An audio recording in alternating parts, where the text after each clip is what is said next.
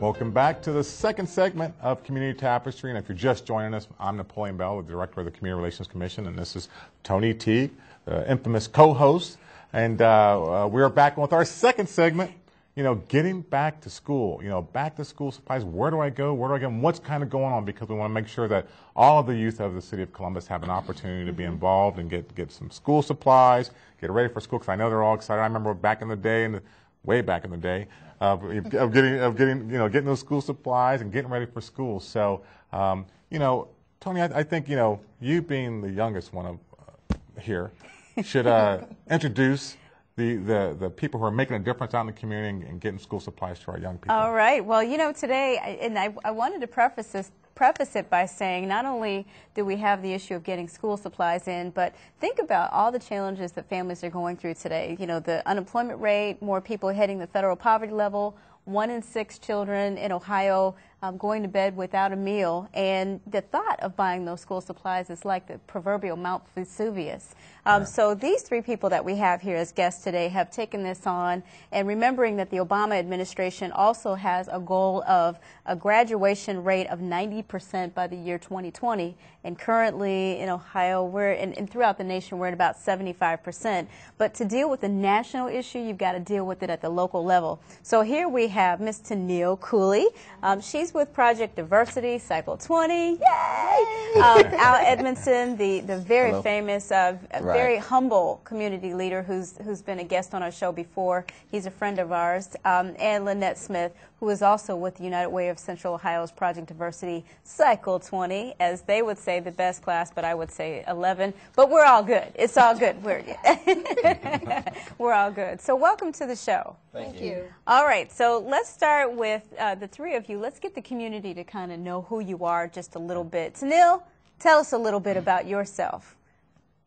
Well, I'm in Project Diversity, so that's through the United Way campaign, Cycle 20, the best cycle, the best.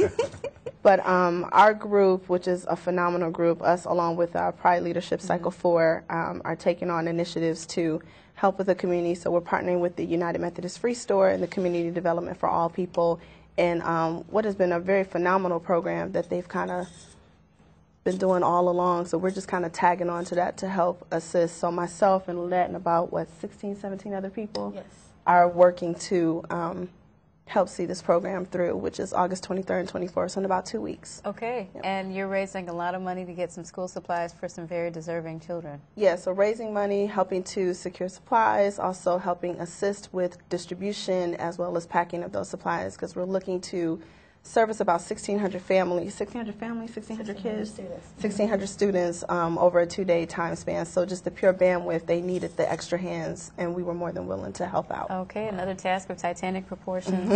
All right, Al, tell us more about what you're doing with your project. Oh, well, of course, we're making a difference is a foundation that I've started to help the kids in the 03-05 zip code, which we know those are the areas where the most, school issues, poverty issues that are happening right around that community. So we're having our back to school rally again. This is our third one. I get excited every time that we have one because it just gets bigger and bigger and bigger. Mm-hmm. And, we're just so thankful for the donations that come in from the different companies. We're able to bless each year 500 families. So we really get out there and, just really hit the ground this, early part of the year just to get school supply and stuff.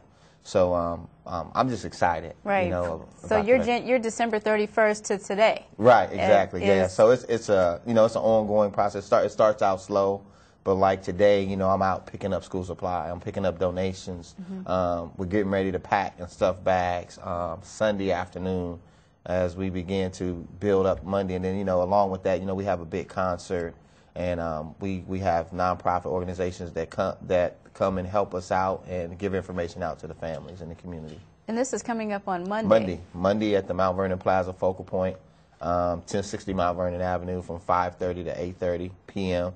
And we'll have free food. We're going to have live entertainment. This year we got a college band that's coming to perform. And also we have a youth choir from the community that's coming to perform, so we're really excited about that. And some local artists and musicians. And you say Monday, though. because this show will replay throughout the month. So Right. Monday, what date? August 15th. Okay. August 15th, this Monday. Okay. All right. So. Lynette, tell us about your work with Project Diversity, and how did Project Diversity choose to choose this as their project? Well, as Tennille mentioned, I'm a part of Cycle 20, which is the 20th year that Project Diversity has been around for the United Way. Yay. I always wondered what the cycle meant. Cycle number designates the year for the class. Yeah. Okay. Yes. All right. And each class is required to participate in a community service project and give back to the community.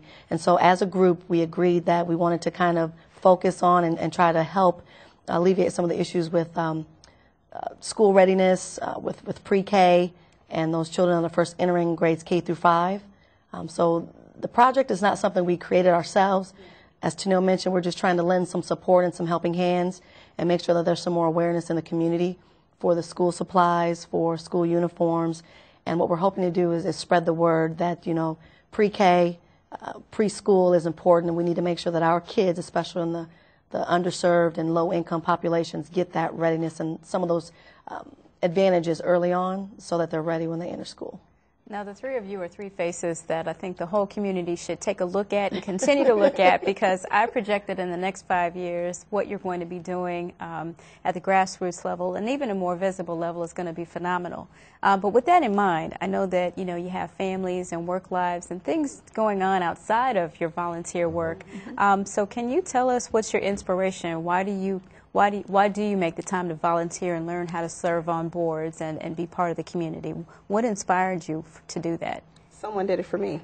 So growing up, I had mentors. As you can see, I'm a member of Zeta Phi Beta Sorority Incorporated, and when I was coming up in Flint, Michigan, in a not so good area, there was college-bound women that had already had careers that kind of took me under their wing and taught me right from wrong, and taught me how to be a young lady, and taught me the value of education, and taught me the value of, having a strong work ethic. And that, I think, has helped tailor and shape me into the woman that I am today. And so I always want to be able to give that back to, any youth that I can touch. And not just through United Way and Project Diversity or my sorority, but through other programs that are going on in the Columbus community as well. So I guess you could say that's what gets me up in the morning. Wow. And makes you burn the midnight oil. Right, 'cause somebody did it for me.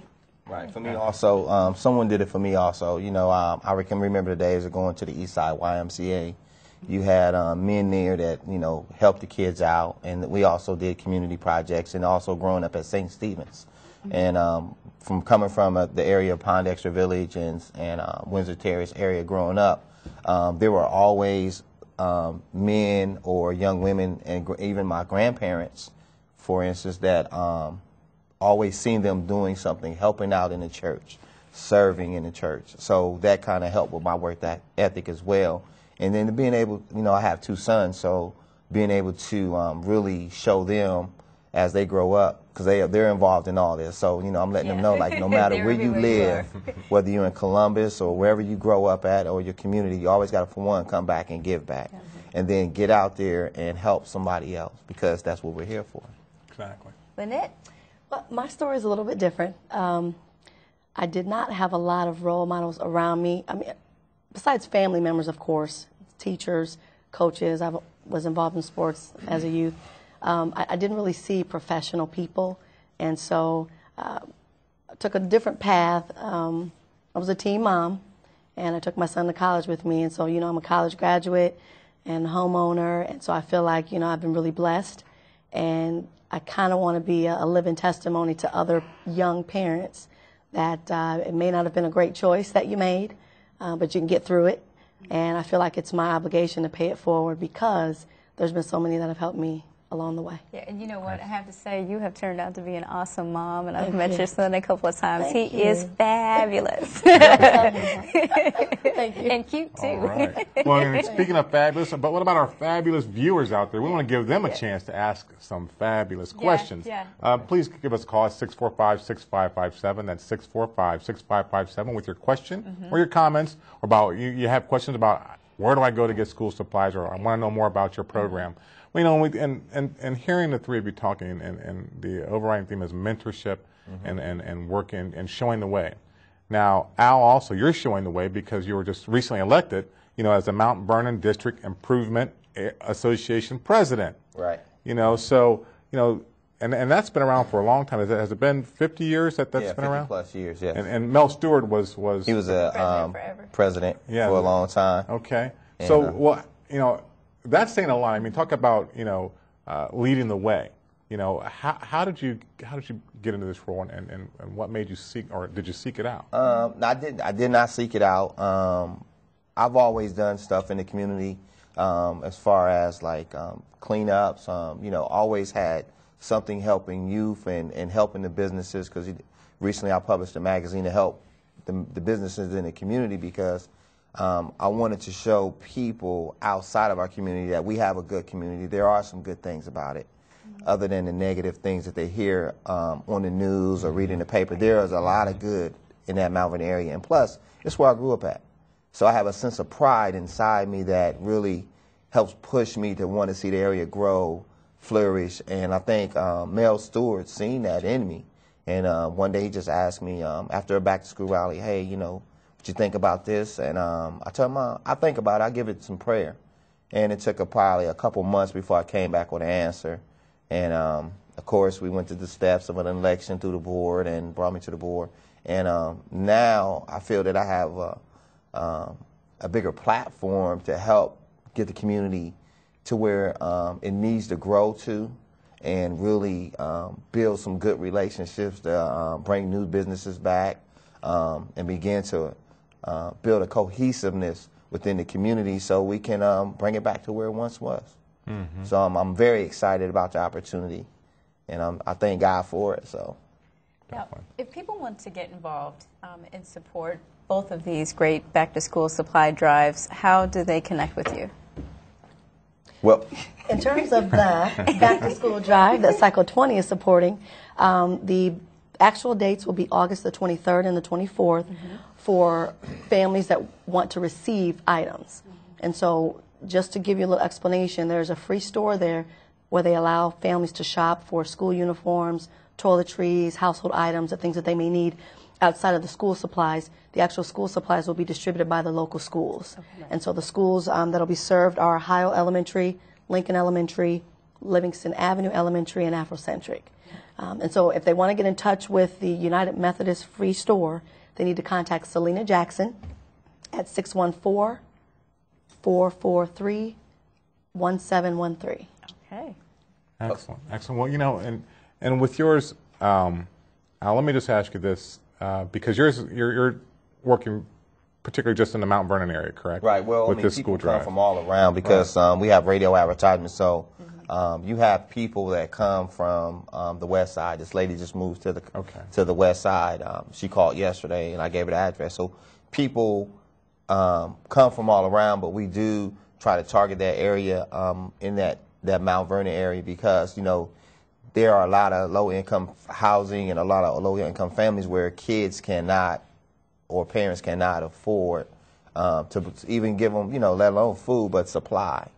So we're able to provide that school supply and be able to, you know, just help them out. But, you know, they can, if people would like to get involved and donate, I'm at a Cut Above the Rest barbershop. That's where I work at. Yeah. I've been there for about 21 years now in the community as a business owner, so I'm thankful for that. And, you know, I thank my wife and my kids for their support for those 21 years. But you can come to a Cut Above the Rest barbershop located at 346 North 20th Street. The phone number is 614-253-8820. We're right there on the corner of Mount Vernon 20th, right there in the heart of everything. And we're standing strong. We're that cornerstone of that community right now. Great. And Great. you were talking about even ways that people could donate supplies. I think Lynette and Tennille, you guys had some items on a wish list, possibly. Yes. In unison. In unison. Right. Team members. Right. Specifically, the top priority for the school supply drive is the basics: crayons, colored pencils, markers, loose leaf notebook paper, composition books. In terms of the supplies, but they're also in dire need of school uniforms. So the individual tops in those different uniform colors that you'd see in the store, canary and light blue and white, as well as the bottoms for both girls and boys, which would include khaki and black and blue slacks and skirts. And then your everyday toiletries and household items such as toothpaste, toothbrush, deodorant, soap, lotion, shampoo, baby diapers. Again, to Lynette's point, all different types of clothing. Things like blankets, towels, pillows, small appliances also are included on the wish list that they've asked for. So these are basic. I mean, these seem like things that everybody can do a little something. Everybody can do something. Absolutely. You want to make sure these are new items. These are new. That won't bring Not anybody. gently New or used. gently Right. gently Yeah, okay. used Okay. is appreciated. Yeah. Okay. Al? Well, we're still in need of school supply. We do 3 different levels. We do elementary, middle school, and high school. We just recently had notebook pads donated. Plenty of paper, markers, pencils, erasers, even the boxes to put all this stuff in for the elementary kids. And glue is one big. And then also we did something this year that was very unique. We did a campaign, which I kind of worked through my customers, is sponsor one kid for $10. Yeah. And it's going really well, and people are starting to come, and you know, today is just all about making phone calls and getting it done. And I believe that we're going to get the support we need, especially from the businesses and from the community, to make this happen. Okay, so we need to make this happen. We need those materials. We need you can sponsor a child for $10. $10. Sponsor a child for $10. Okay, and if you want to sponsor 2, we don't want to limit you to 1. Right. No, you don't have to. Yeah, you can sponsor as many as you want. Sponsor as many as you want, and Our they get a goal is hold of 500 kids. 500 kids. Yep. So we need what? We got 200 already covered. We got 200, so we got 300 300 to go. That's right. At By $10 Monday. a head. By Monday, yes. All right. Okay. Everybody in the viewing audience, you We can need- give $10. Or you Sponsor can a just child. Sponsor all of them. Sponsor 300. Yeah, feel free. You have one of those big businesses out there that can sponsor 300. Come I on. like the way you We'll think, put your Nicole. logo out. We'll put your brand somewhere. It's not too late. Right. And not too it's late. honestly, it's doing the right thing. Right. You know, because not too many people, or not often, I think that people go to certain areas that you're talking about and really spend some time and talk to the youth there. Right. You know, we've got great kids in all these different areas and all these different schools, you know, that are sometimes struggling, you know, and what they need is those mentors, like what you're talking about. And I think by just doing this, you are those mentors, and those who can give, you know, are those mentors to be able to make a difference in some young kids' lives. So I think this is great stuff. One more thing, we also need some food, because we normally give hot dogs. So hot dogs and water. Pepsi has stepped on board this year to give us some water. Yay. But we're still working on like Kroger's, and the neighborhood house is going to help us buy some hot dogs as well. But we also like to provide food, because last year alone we had a story where a young lady had 3 or 4 kids and didn't have any food.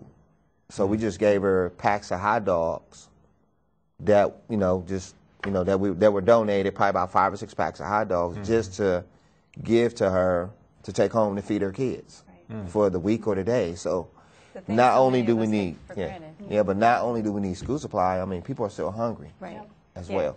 So we try to be that avenue too. So Okay. That's what I appreciate about the 3 of you and all of the teams that you have working with you respectively, because you're at the grassroots level. You're doing the things that, you know, people don't see on a daily basis, and sometimes it seems invisible unless they see it on the news or something. But these are very real people with very real needs.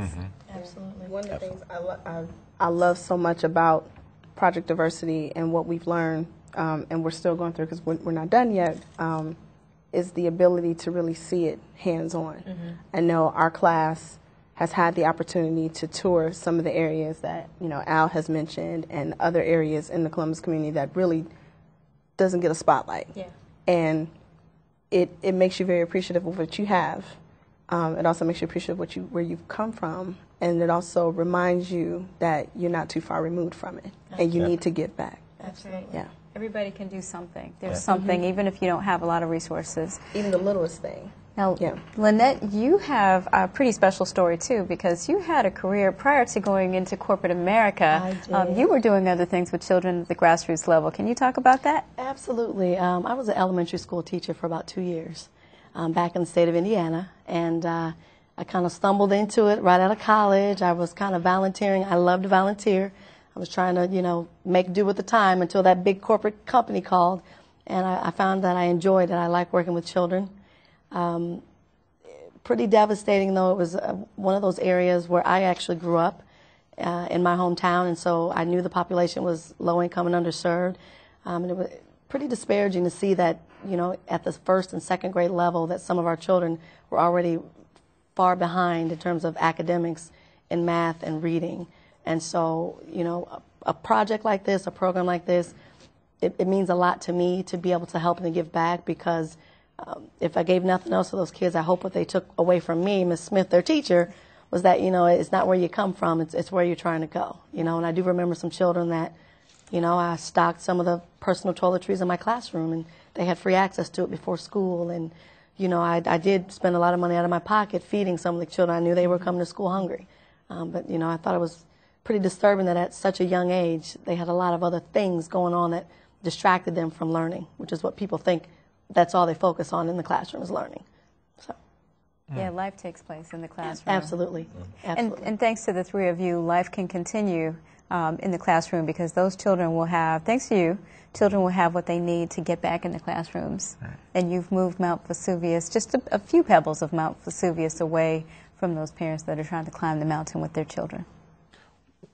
Just we've got a couple minutes left, and just a quick question. How can somebody get involved in project leadership if they want to be in the Project Diversity Cycle 21. Or Cycle 21. How do they go about doing that? Because I think this is developing leaders in our community. There is an application process that occurs usually maybe a month or so after the previous cycle's graduation. And it's a complete evaluation process. You apply, your application is reviewed by a board that works with United Way, with the United Way group and the Project Diversity Leaders group.